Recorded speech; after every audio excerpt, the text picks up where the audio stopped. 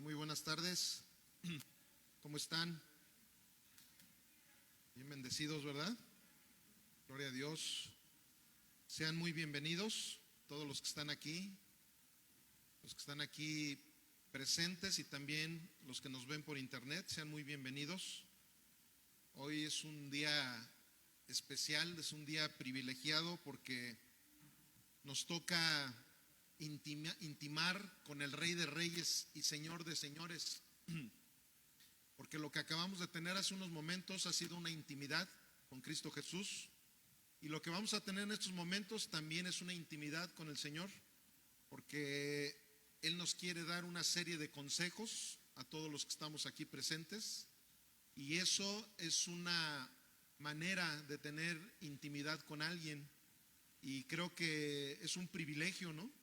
Porque si el llegar a tener una buena conversación, echarte un buen cafecito con un presidente municipal o con algún diputado o con algún presidente de la República sería un privilegio, pues qué más privilegio, ¿no? Que tener una comunicación, una charla, una plática con el Rey de Reyes, Señor de Señores, Creador del cielo y del universo. Eso todavía es más privilegiado, amén. Y bueno, pues el día de hoy vamos a llevar a cabo un mensaje que no tiene nada que ver con nuestra predicación expositiva que hemos estado llevando a cabo del Evangelio de Juan. Bueno, sí tiene mucho que ver, ¿verdad? Porque a final de cuentas se trata del mismo protagonista, que es Jesús. Es el protagonista de estos libros y también es el escritor de estos libros. Entonces, sí tiene mucho que ver. Sin embargo, vamos a hacer pausa a nuestra predicación de Juan. La semana pasada terminamos el capítulo 8. Vamos a continuar con el capítulo 9. Si Dios permite que nos veamos aquí ya en el 2021, porque ahorita en estos últimos domingos del año vamos a predicar sobre el tema de la Navidad. Entonces, ¿por qué me atrevo a hacer esta pausa con nuestra predicación expositiva? Porque el tema de la Navidad es algo sumamente relevante. ¿Por qué es sumamente relevante? Porque se ha tergiversado tremendamente ese tema, se ha tergiversado en el mundo, en las religiones, y muchas veces incluso en la iglesia cristiana se ha llegado a tergiversar también. Por eso es que es menester que cada uno de los que pertenecen a este ministerio tengamos la conciencia de lo que es verdaderamente el propósito de la Navidad. De hecho, ese es el nombre de nuestro tema del día de hoy, el propósito de la Navidad. Ese es el tema que vamos a llevar a cabo en estos momentos. Y para ello vamos a Isaías 9:1 y vamos a leer la cita hasta el verso 7.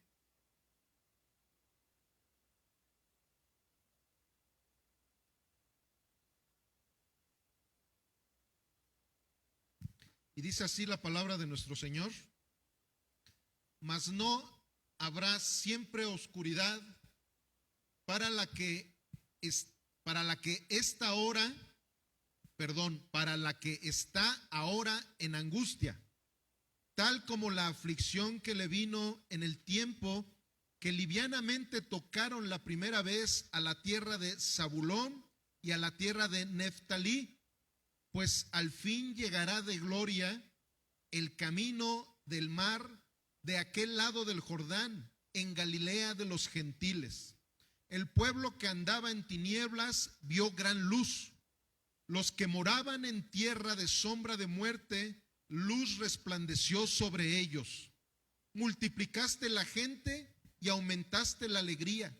Se alegrarán delante de ti como se alegran en la siega, como se gozan cuando reparten despojos, porque tú quebraste su pesado yugo y la vara de su hombro y el cetro de su opresor como el día de Madián, porque todo calzado que lleva el guerrero en el tumulto de la batalla y todo manto revolcado en sangre serán quemados, pasto de fuego. Porque un niño nos es nacido, hijo nos es dado, y el principado sobre su hombro, y se llamará su nombre admirable, consejero, Dios fuerte, Padre eterno, príncipe de paz. Lo dilatado de su imperio y la paz no tendrán límite sobre el trono de David y sobre su reino, disponiéndolo y confirmándolo en juicio y en justicia desde ahora y para siempre. El celo de Jehová de los ejércitos hará esto. Dios, bendito Padre todopoderoso, Padre que estás en los cielos, en este momento yo quiero levantar mi voz a ti, clamándote por esa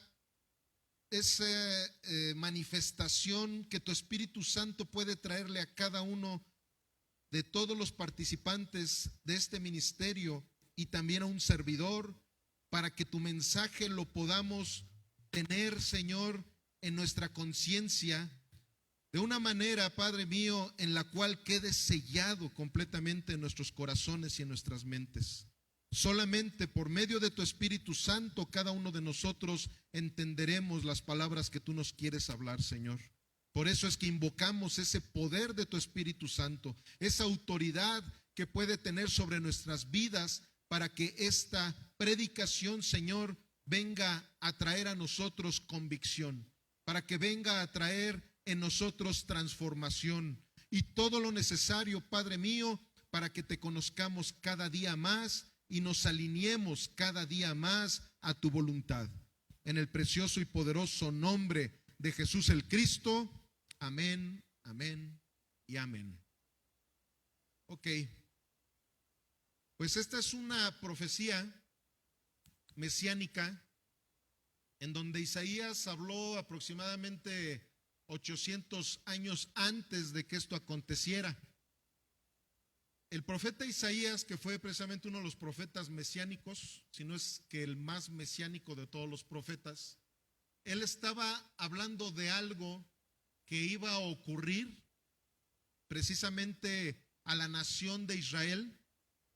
¿Por qué? Porque la nación de Israel había estado viviendo una serie de acontecimientos que, a pesar de que ellos eran el pueblo escogido por Dios, estaban viviendo devastaciones, estaban viviendo muchas cosas que se notaba inmediatamente que estaban lejos de la cobertura de Dios.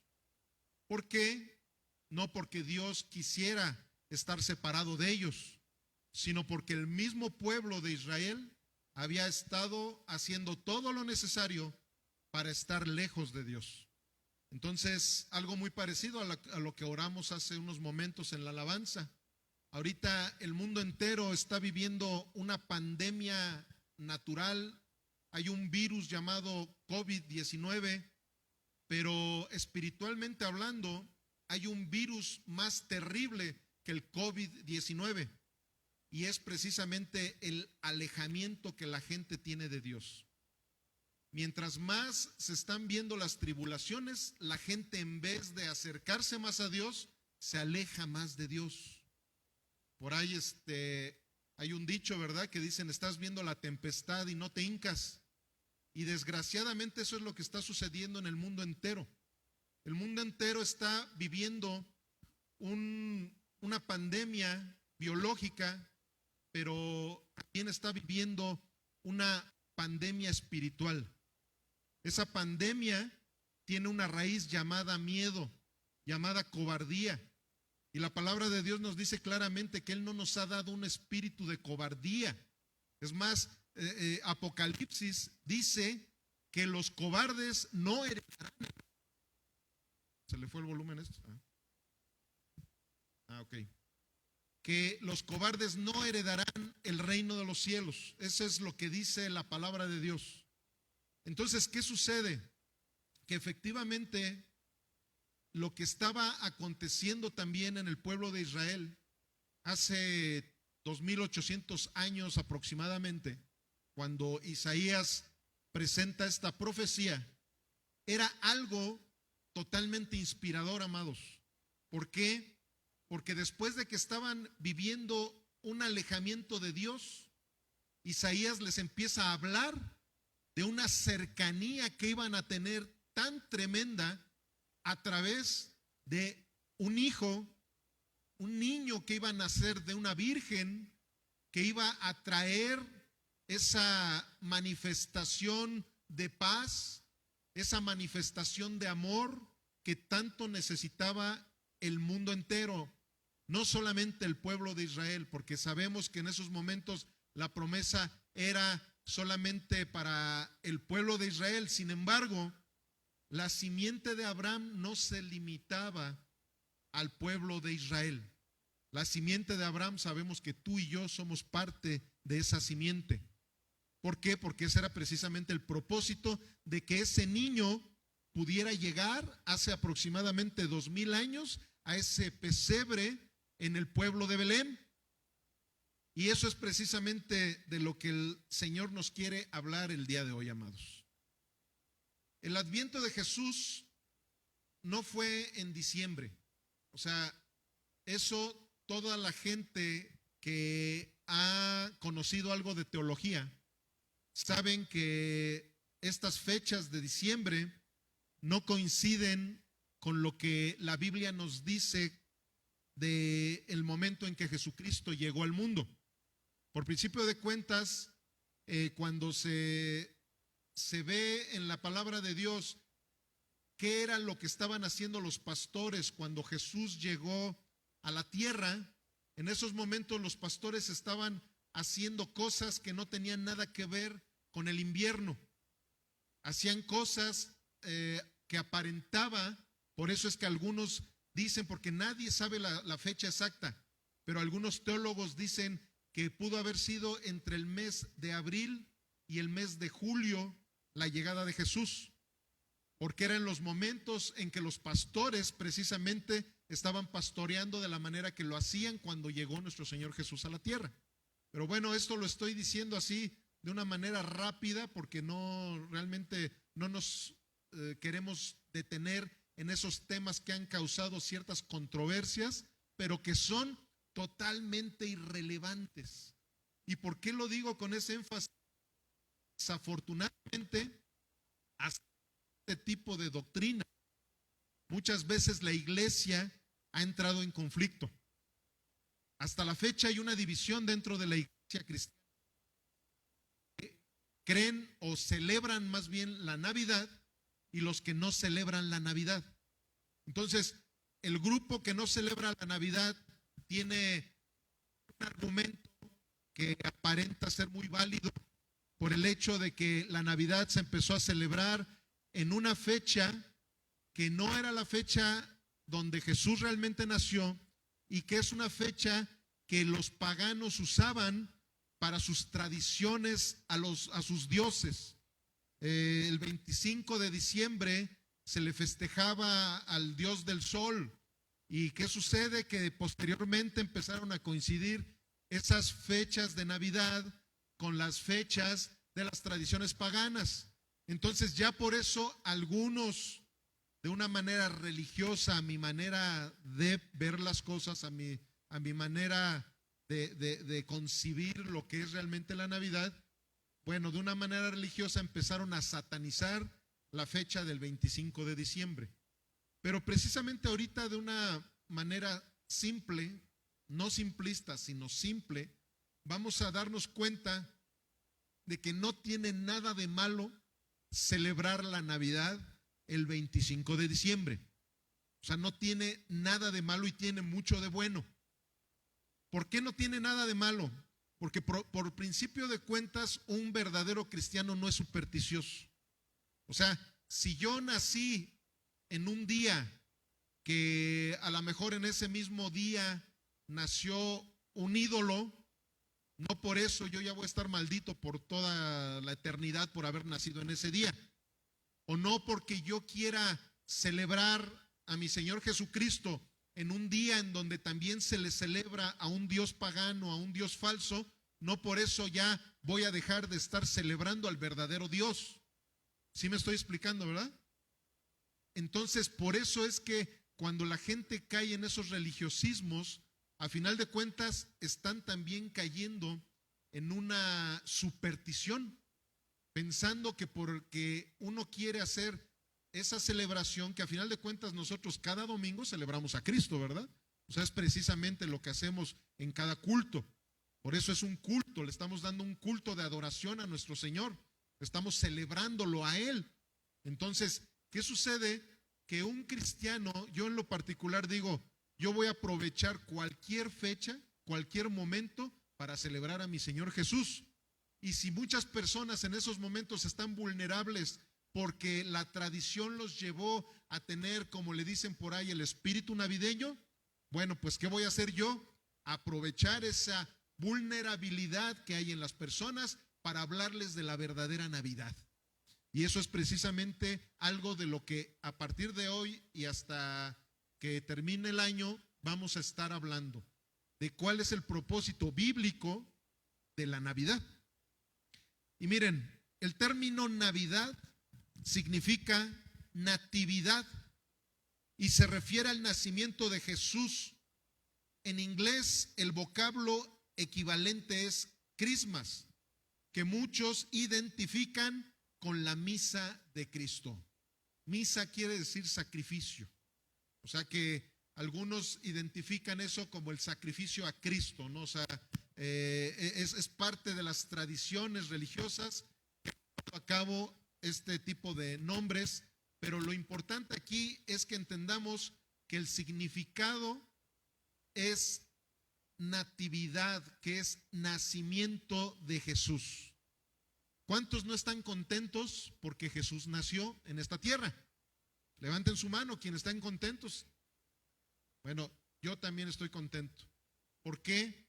Porque si no hubiera nacido Jesús, simplemente no tendríamos el privilegio de estar gozando de esa vida eterna que todos los que ya somos hijos de Dios la empezamos a gozar desde el momento en que Jesús nació en nuestros corazones.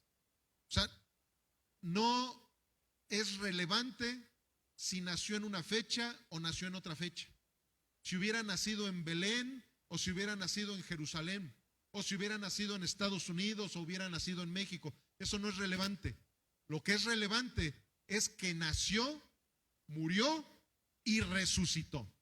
Eso es lo relevante, porque gracias a ese nacimiento se empezó a llevar a cabo el propósito divino de la Navidad, el propósito del nacimiento de Jesús en esta tierra. Y eso es lo que verdaderamente a ti y a mí nos debe de importar.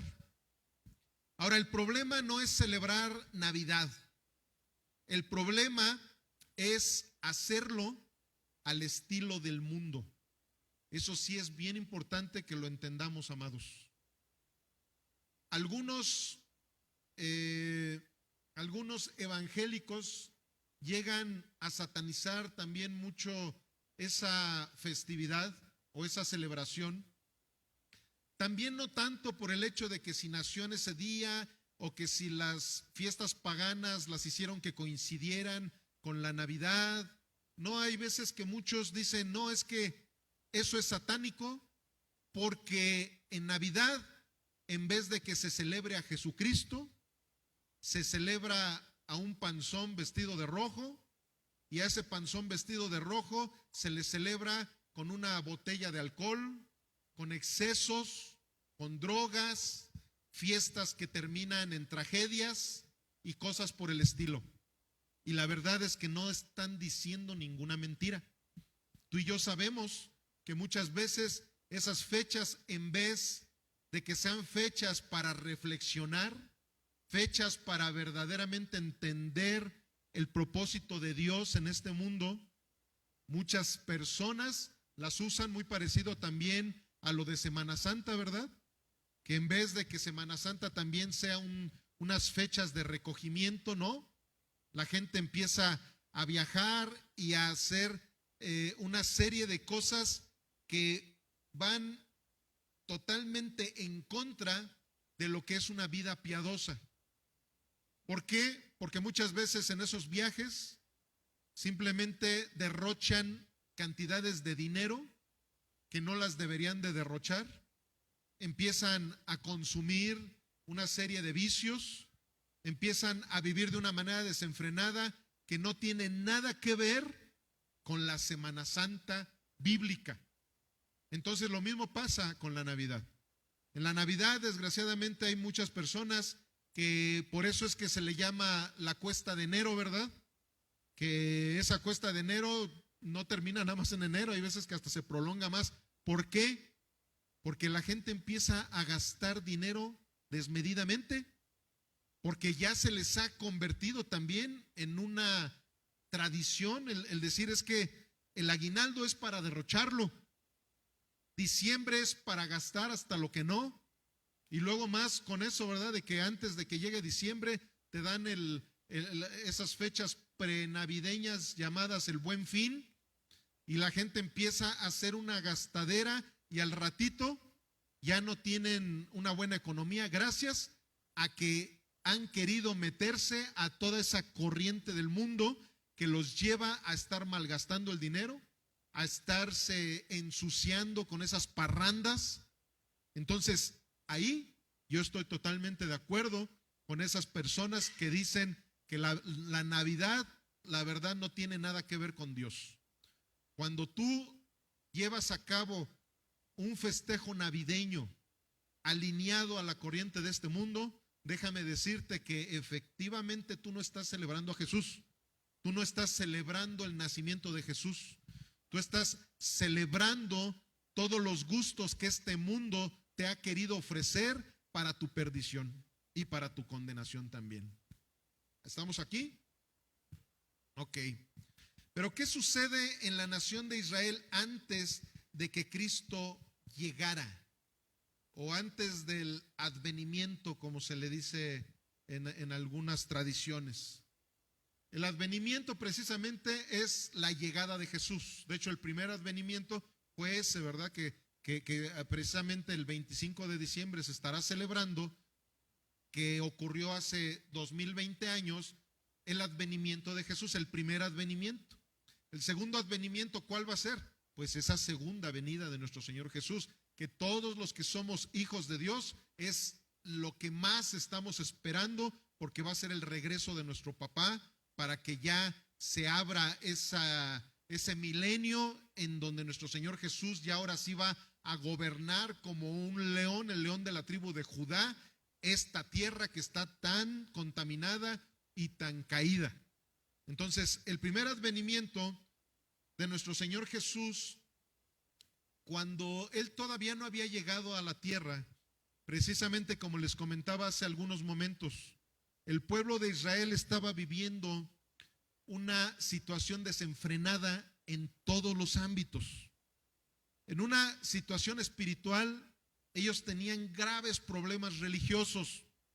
¿Por qué? Porque la religión, de la misma manera que en esta actualidad lo llegamos a ver, la religión lo único que hacía era estorbar para que la gente verdaderamente tuviera una relación con Dios.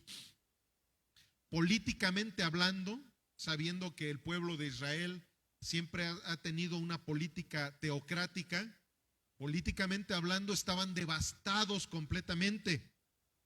Bélicamente hablando estaban devastados completamente. Por eso es que ellos añoraban tanto al rey David, el rey que les había dado tantas victorias bélicas y que el rey David los había podido poner por encima de todos los pueblos.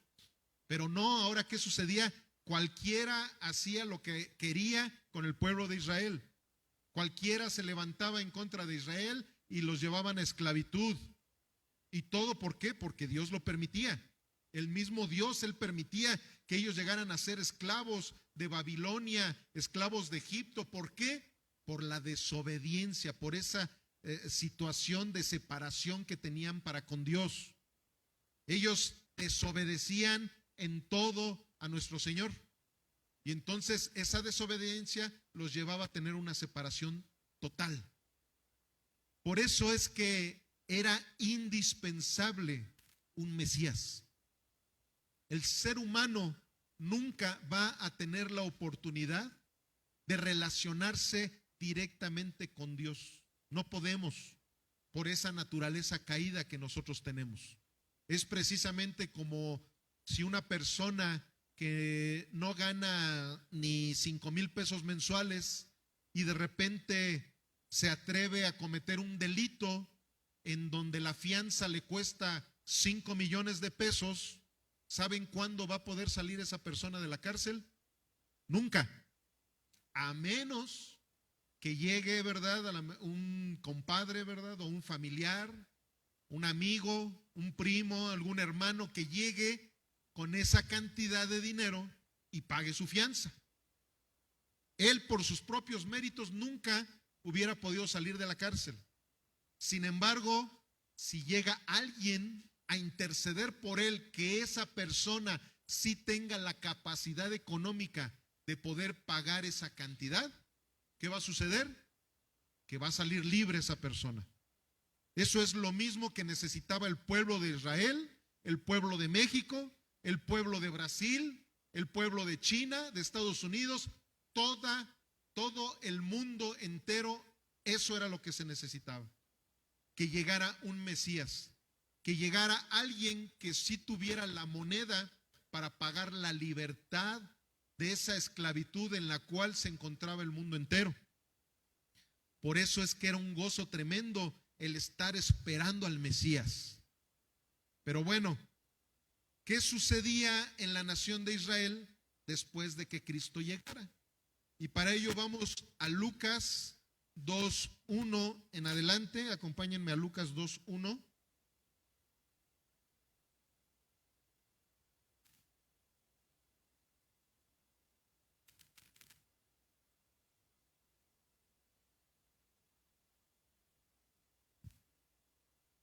Aconteció en aquellos días que se promulgó un edicto de parte de Augusto César, que todo el mundo fuera empadronado. Este primer censo se hizo siendo Cirenio gobernador de Siria, e iban todos para ser empadronados, cada uno a su ciudad. Y José subió de Galilea, de la ciudad de Nazaret, a Judea, a la ciudad de David, que se llamaba Belén, por cuanto era de la casa y familia de David, para ser empadronado con María su mujer, desposada con él, la cual estaba encinta. Y aconteció que estando ellos allí, se cumplieron los días de su alumbramiento, y dio a luz a su hijo primogénito. Digan conmigo, primogénito. Y lo envolvió en pañales y lo acostó en un pesebre, porque no había lugar para ellos en el mesón. Había pastores en la misma región que velaban y guardaban las vigilias de la noche sobre su rebaño.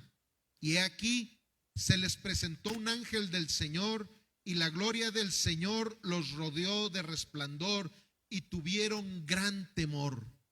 Pero el ángel les dijo: no teman, porque he aquí les doy nuevas de gran gozo, que será para todo el pueblo, que os ha nacido hoy en la ciudad de David un Salvador, que es el Cristo, el Señor. Esto os servirá de señal: hallarán al niño envuelto en pañales, acostado en un pesebre. Y repentinamente apareció con el ángel una multitud de las huestes celestiales, que alababan a Dios y decían: gloria a Dios en las alturas, y en la tierra paz, buena voluntad para con los hombres. Sucedió que cuando los ángeles se fueron de ellos al cielo, los pastores se dijeron unos a otros: pasemos pues hasta Belén y veamos esto que ha sucedido y que el Señor nos ha manifestado. Vinieron pues apresuradamente y hallaron a María y a José y al niño acostado en el pesebre, y al verlo dieron a conocer lo que se les había dicho acerca del niño. Y todos los que oyeron se maravillaron de lo que los pastores les decían. Pero María guardaba todas estas cosas, meditándolas en su corazón. Y volvieron los pastores glorificando y alabando a Dios por todas las cosas que habían oído y visto, como se les había dicho. Ok, pues aquí estamos viendo que en el momento en que Jesús nace en el pueblo de Belén, ¿qué fue lo que vino a ese pueblo? Vino gran gozo, así lo dice la palabra, ¿verdad? Eso es lo que vino al pueblo de Israel. Vino gran gozo. Pero ese gran gozo fue para todo el pueblo de Israel o solamente para unos cuantos. Para unos cuantos. Solamente para los que le conocieron. Solamente para los que se les reveló el Espíritu Santo, ese ángel también que llegó y les habló de lo que acontecía en aquel pesebre, tuvieron esa revelación. ¿Y cuál fue la decisión que ellos tomaron? Ir y conocerle. Y eso les llenó de gran gozo. Bueno, ahí estamos viendo el prototipo de lo que es el propósito de la Navidad. El propósito de la Navidad es que cuando tú y yo conozcamos realmente a Jesús, nos llenemos de gran gozo. Y el decir nos llenemos de gran gozo no es nada más, ay, es que siento mucha felicidad, me causa mucha emoción. No, amados, el decir llenarnos de gran gozo va mucho más allá de una expresión emocional. El llenarnos de gran gozo en Cristo Jesús es el empezar a vivir esa vida eterna que el Señor nos ha prometido. Empezar a vivir como se vive en el reino de los cielos, aún estando en este mundo caído. A veces nosotros llegamos a tener el gravísimo problema de sentirnos mal por cualquier cosa, porque la mosca voló por allí y luego nos empezamos a deprimir porque vemos que las cosas no están saliendo como a nosotros nos gustaría. A lo mejor dices, yo en vez de quisiera estar viendo mariposas todo el tiempo y como son moscas las que estoy viendo, entonces me empiezo a deprimir. Y ese tipo de situaciones, la verdad, a lo mejor estoy siendo sarcástico con mi comentario, sin embargo sabemos que hay cosas así de mínimas que empiezan a deprimirnos. Y el hecho de que tú y yo caigamos en una depresión, estamos yendo totalmente en contra de la naturaleza de alguien que tiene a Cristo en su vida, en su corazón. Alguien que verdaderamente ha tenido la experiencia de la Navidad de nuestro Señor Jesucristo en nuestros corazones. El tener la experiencia de Cristo en nuestras vidas nos tiene que llenar de un gozo eterno. Ahora, yo no voy a decir, ¿verdad?, que todo el tiempo vamos a estar con una sonrisa, ¿verdad?, de oreja a oreja, sin que absolutamente nada nos acontezca y todo. No, o sea, yo no me refiero a eso porque ni Jesús lo dijo. Jesús al contrario dijo claramente que en este mundo íbamos a padecer aflicciones. Pero ¿en dónde debe de estar nuestro gozo? No en lo primero que Jesús dijo, sino en lo segundo. ¿Por qué? Porque posteriormente dijo, pero ustedes no se preocupen, ustedes tengan fe, tengan confianza. ¿Por qué? Porque yo he vencido al mundo. Entonces, por eso es que encontramos a un Pablo diciendo, para mí el vivir es Cristo y el morir es ganancia. Porque a él no le interesaba en lo más mínimo todas las aflicciones que este mundo tenía, porque él ya no estaba viviendo alineado al corazón de este mundo. Él vivía alineado al corazón del reino de los cielos, del reino eterno. Y en ese reino es precisamente en el cual tú y yo nos encontramos desde que Jesucristo nació en nuestras vidas, nació en nuestros corazones. Amén. Y bueno, pues miren, aquí hay algo bien importante que vemos desde lo que Isaías estaba comentando.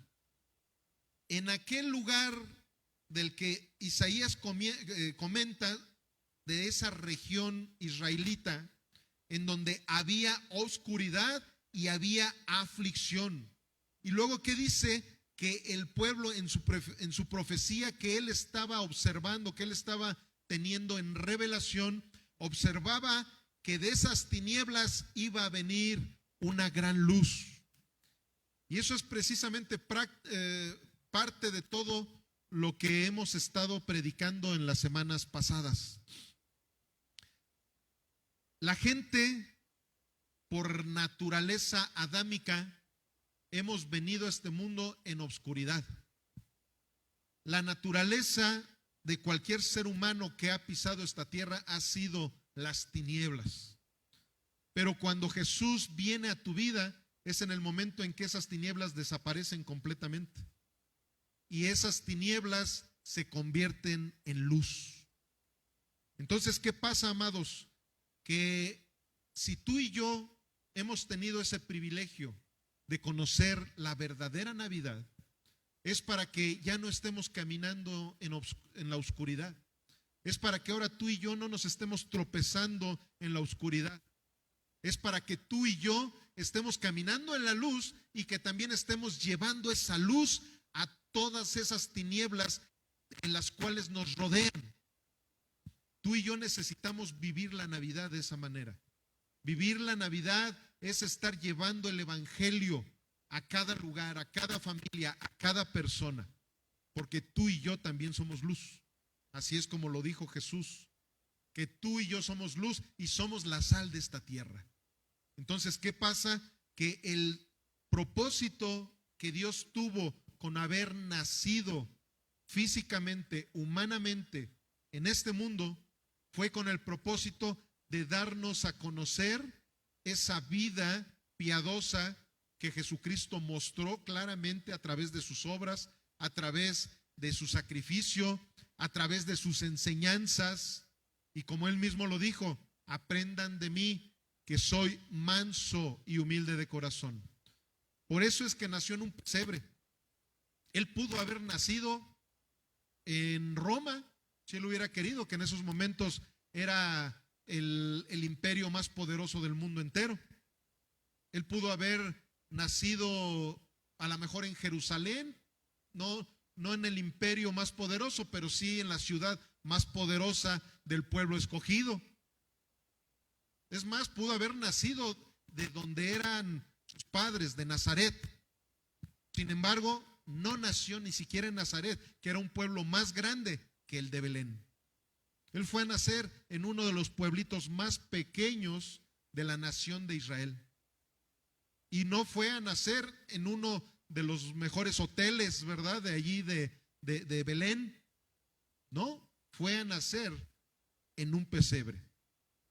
A un lado, porque hay gente también que ha dicho que estaba dentro del establo, no, tampoco, la Biblia no dice eso. Y muchos teólogos han desmentido esas historias que han llegado incluso a reproducirlas, ¿verdad?, en figuritas. Y precisamente en estas épocas muchos ponen que el nacimiento y ponen a Jesús ahí en medio de muchos animalitos y que esto, no, o sea, sí estaba cerca de ellos el establo, pero no estaba él en medio del establo, o sea, tampoco llegó a esa situación porque ni siquiera era correcto, ¿verdad?, que hubiera nacido en esas condiciones. Pero sí nació en un pesebre en el pueblo de Belén, en donde cerca de él había un establo y habían muchos animalitos. O sea, no nació en un hotel 5 estrellas. Él nació en un lugar totalmente humilde. ¿Por qué? Porque él no quería llamar la atención de la gente por medio de la sensualidad humana, o sea, de esas emociones. Él no quería que el día de mañana dijeran, sí, pues claro que lo siguen, porque pues mira, o sea, ve nada más, él llegó en un Cadillac, ¿verdad? Y todo el mundo quiere andar con alguien que tiene un Cadillac. Miran, él esto, lo otro, que no. Y también, ¿para qué? Para no quitarle la gloria al Padre. O sea, fue una serie de factores que se suscitaron para que él naciera en una humildad total. Y de esa manera, desde que él llegó al mundo, inmediatamente nos empezó a enseñar que aquel que quiera seguir a Jesucristo necesita ser manso y humilde de corazón. Esa es precisamente la credencial de un verdadero cristiano, la humildad. Amén. Y bueno, aquí en el Evangelio de Lucas, que nos dice a detalle, ¿verdad?, lo que sucedió en aquel día, cuando llegan los pastores, y algo muy peculiar que nos encontramos es que de momento ellos empezaron a tener miedo cuando el ángel les habla de la manifestación tan tremenda que estaba viviendo el pueblo de Israel con la llegada de Jesús. Sin embargo, le dice el ángel: no teman, porque aquí les doy nuevas de gran gozo que será para todo el pueblo, que les ha nacido hoy en la ciudad de David un Salvador. Nuestro Señor Jesús vino a salvar al mundo, pero tú y yo creo que sabemos de qué vino a salvarnos a ti y a mí. Vino a salvarnos de la condenación del infierno. Vino a salvarnos de la ira de Dios y vino a salvarnos del pecado.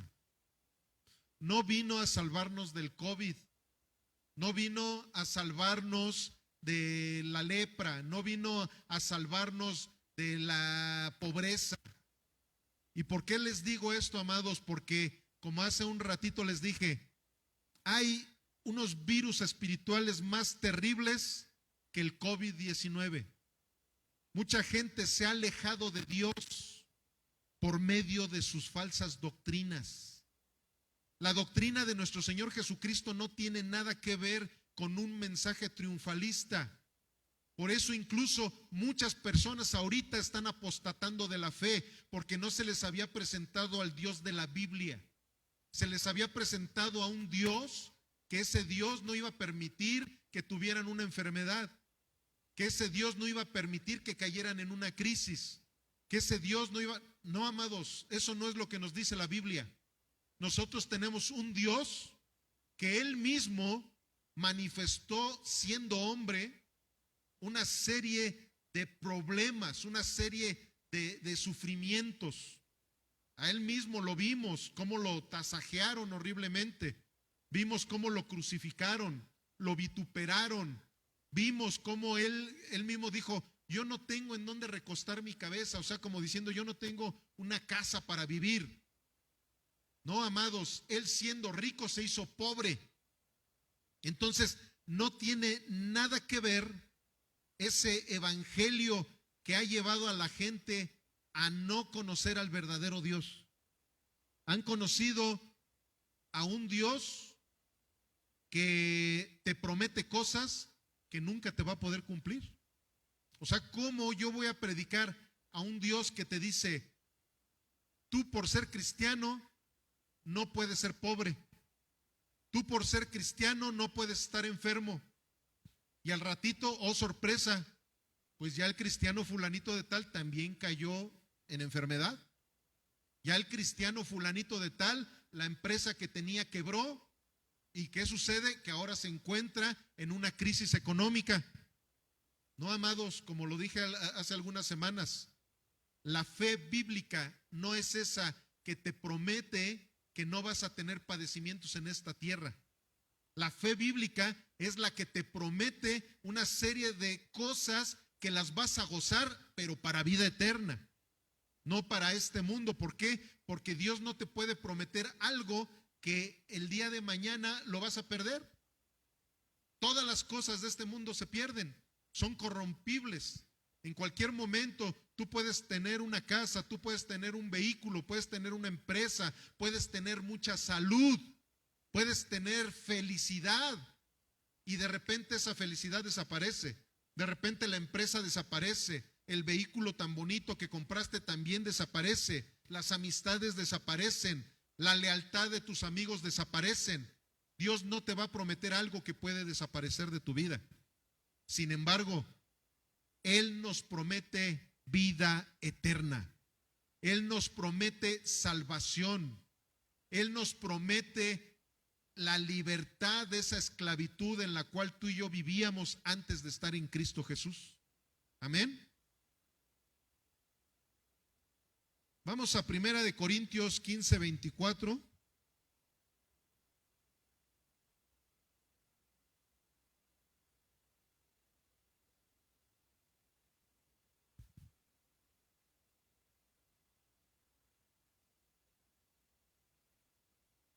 En la Nueva Versión Internacional dice de esta manera.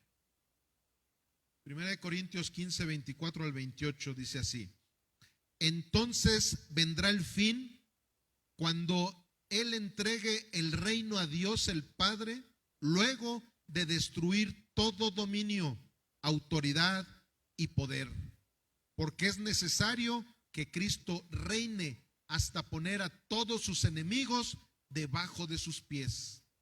El último enemigo que será destruido es la muerte, pues Dios ha sometido todo a su dominio. Al decir que todo ha quedado sometido a su dominio, es claro que no incluye a Dios mismo, quien todo lo sometió a Cristo. Y cuando todo le sea sometido, entonces el Hijo mismo se someterá a aquel que le sometió todo, para que Dios sea todo en todos. Ahorita hice la pregunta de qué fue lo que sucedió antes de Cristo en el pueblo de Israel y después de Cristo en el pueblo de Israel.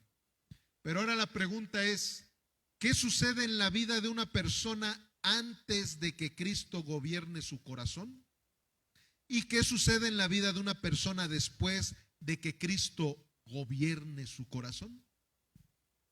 Como muchas veces lo he comentado, ¿verdad? No puedes decir eres hijo de Dios si no hay un antes y un después de Cristo en tu vida. Tú sigues siendo la misma persona, afanado a las mismas costumbres, afanado a los mismos vicios, a las mismas tradiciones, al mismo carácter. No puedes decir que Cristo nació en tu corazón. No has conocido la verdadera Navidad. Sin embargo, cuando tú empiezas a tener una manera de pensar diferente a la que tenías cuando andabas involucrado en el mundo, cuando tú empiezas a tener gustos diferentes de los gustos que tenías andando en el mundo, y hablo de gustos en todos los ámbitos, ¿verdad? ¿Por qué? Porque hace algunas semanas hablé incluso hasta de los gustos musicales. Hay cierto tipo de música que a mí me gustaba mucho, pero cuando empecé a entender que esa música, en vez de glorificar a Dios, iba en contra del corazón de Dios, dejó de gustarme. Cuando yo empecé a conocer artistas, hagan de cuenta, ¿quién es el ídolo de México? Bueno, todos los que están aquí a lo mejor pues ya no se acuerdan, ¿verdad? Pero dicen que el ídolo de México es Pedro Infante. Bueno, pues era el ídolo también de Bernardo Montes de Oca. Sin embargo, yo cuando me empecé a dar cuenta de que el ídolo de México fue una de las influencias más tremendas que México tuvo para que una gran mayoría de mexicanos sean borrachos, empecé a dejar de tener ese gusto que tenía por Pedro Infante. Yo hasta ahorita en la actualidad, bueno, admiro, ¿verdad? Era un gran actor natural, era un gran cantante, era un gran ser humano, era una buena persona, lo que tú quieras. A lo mejor él, sin darse cuenta, fue utilizado por el enemigo para que por medio de esa influencia tan tremenda que tenía para toda la nación mexicana, él influenció, incluyéndome a mí, a que nos gustara mucho las parrandas, la borrachera, las peleas, que era bien peleonero también ahí en las películas, unas influencias tremendas. Entonces, ¿qué sucede? Empezó a cambiar mi manera de pensar. ¿Por qué? Porque decía, no, es que yo cómo voy a admirar a alguien en vez de que lleve a la gente a los pies de Jesucristo, está llevando a la gente a los pies del enemigo. Y dejó de gustarme su música.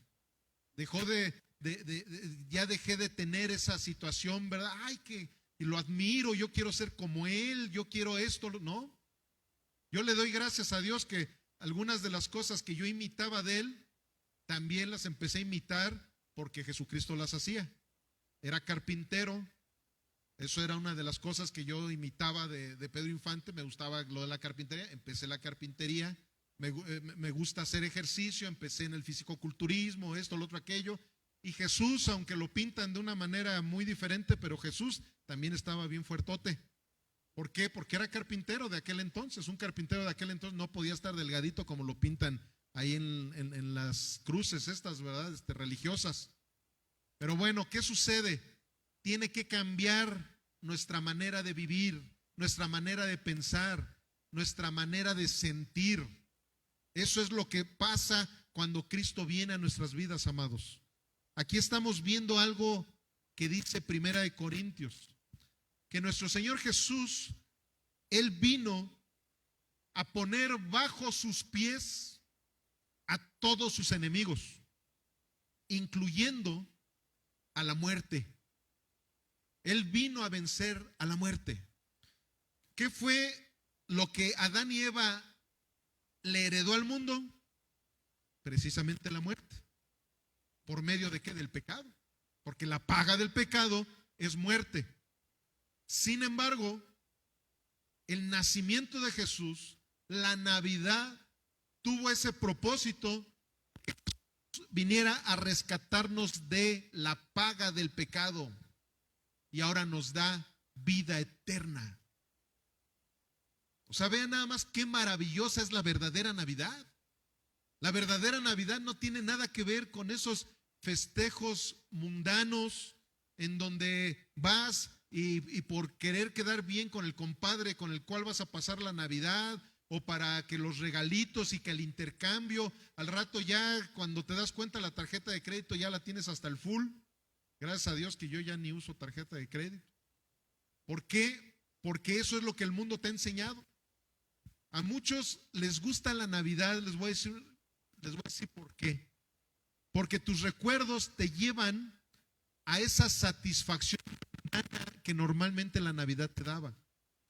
Los regalos, y que llega el Año Nuevo y también hay intercambios, y luego todos fuimos niños y algunos más que otros, ¿verdad? Pero muchos tuvimos que regalos de los Reyes Magos, y por eso se le idolatra a Santa Claus, y hasta el símbolo de la Navidad, en vez de que sea Jesucristo, ¿no?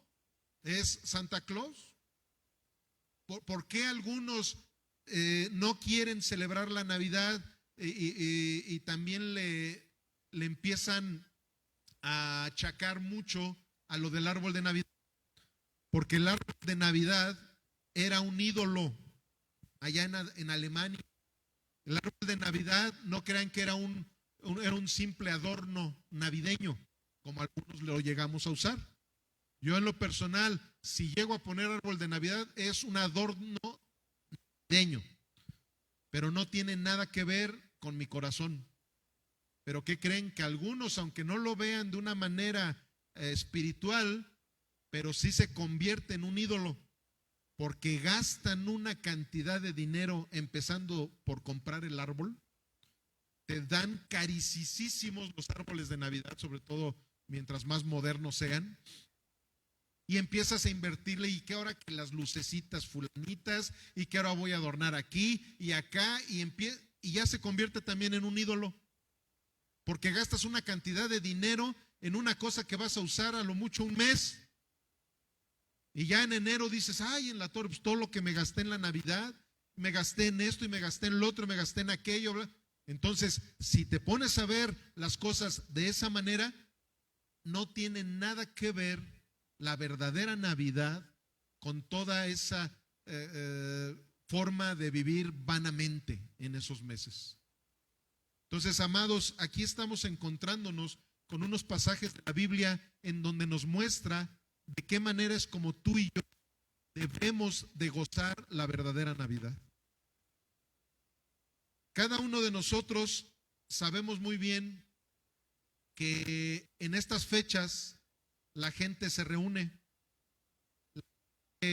habla de la Navidad, a lo mejor superficialmente, pero tú y yo debemos de tomarlo como pretexto para mostrarles lo que es la verdadera Navidad.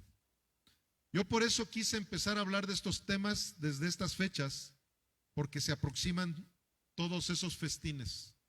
Y para que desde ahorita nosotros vayamos cambiando ese chip que traíamos del mundo, de lo que era la Navidad del mundo, o de lo que es la Navidad del mundo, y que nosotros nos involucremos en la Navidad bíblica.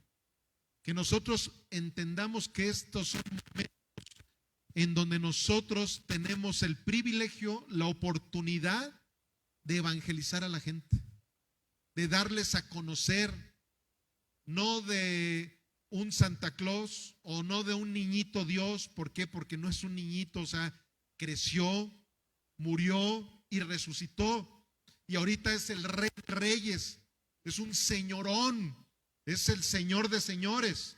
No es un niñito para que lo arrullemos ni para que hagamos cosas esotéricas con él.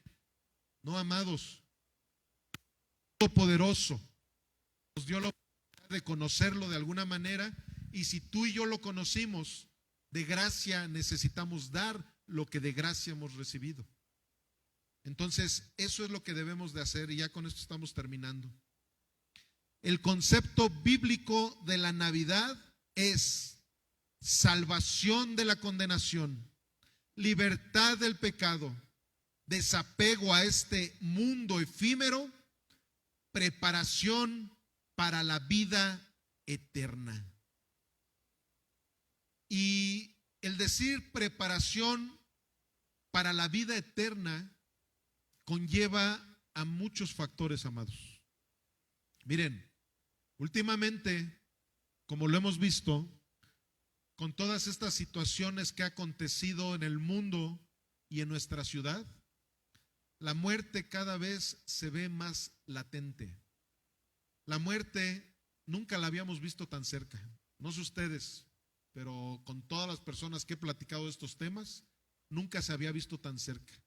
La otra vez comentaba con mi papá de que antes, pues tú empezabas a ver a una persona con cierta nostalgia porque sabías que pronto se iba a morir, porque tenía alrededor de 90 años, y tú ya lo empezabas a ver así como diciendo, en cualquier momento el Señor lo va a llamar a cuentas, ¿verdad?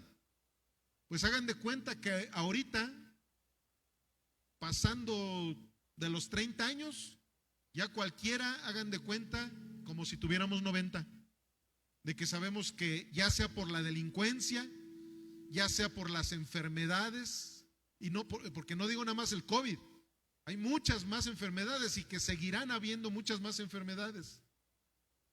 Y lo peor del caso es que mucha gente que le da COVID no se muere del COVID, se muere más del temor. El temor les baja las defensas completamente. Muchos los ha llevado incluso al suicidio. ¿Y por qué? Pues porque no tienen a Dios en sus vidas. Por eso es que la palabra dice claramente que Él no nos ha dado espíritu de cobardía. Él nos ha dado un espíritu de poder, de amor y de dominio propio.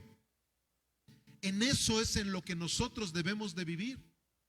Que podamos llegar a esa altura de fe y de convicción que Pablo tenía cuando él decía: para mí el vivir es Cristo y el morir es ganancia. Esa es la manera que tenemos que tener de pensar los cristianos, los hijos de Dios. No debemos de aferrarnos a esta vida, porque esta vida es efímera. Ahora nosotros nos aferramos a esta vida, ¿por qué? Porque el diseño original del ser humano no era morir. Dios no nos creó para morir. La muerte vino por el pecado. La paga del pecado es muerte. Adán y Eva, ellos fueron los que heredaron la muerte, pero el diseño original del ser humano era la vida eterna. Por eso es que nos aferramos tanto a la vida, porque no fuimos diseñados para morir.